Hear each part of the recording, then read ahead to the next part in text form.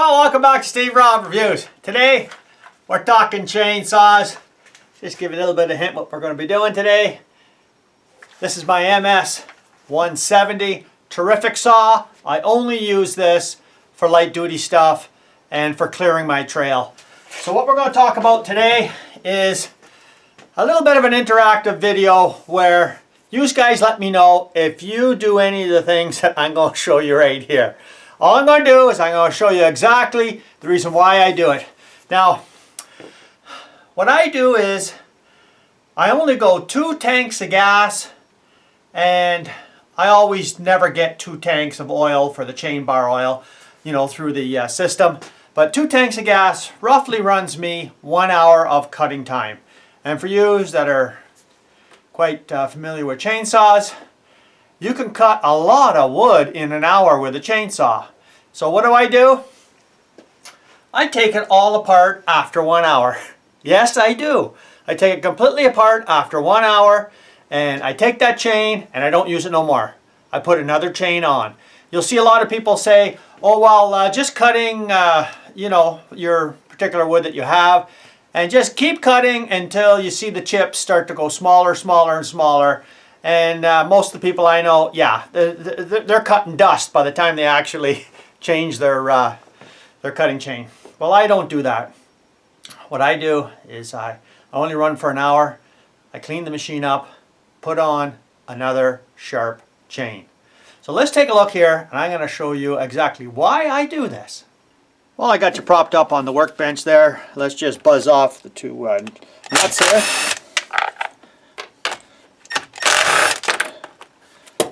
Okay, now I'm going to show you something.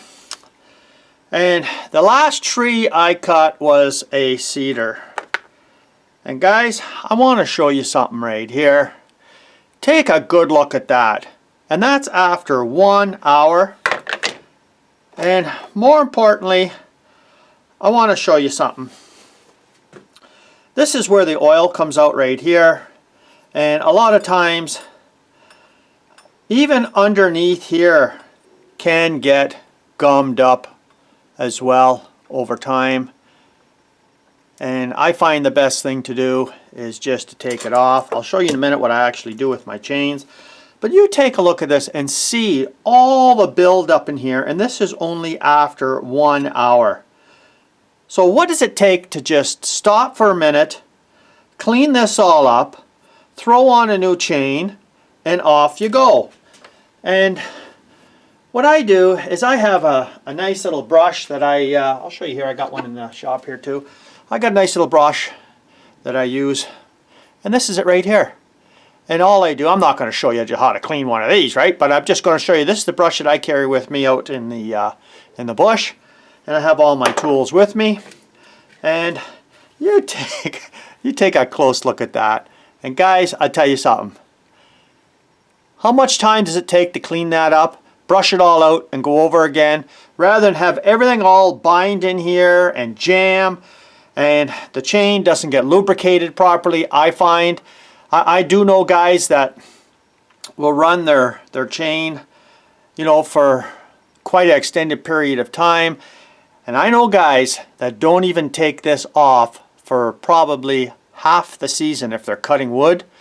And it is so packed in there, the bar chain isn't even hardly lubricating at all after a while anyways. So let me just show you what I do with my chains. Well, I'm going to show you now what I do with my chains. When I take the chain off, of course I can't do this back in the bush.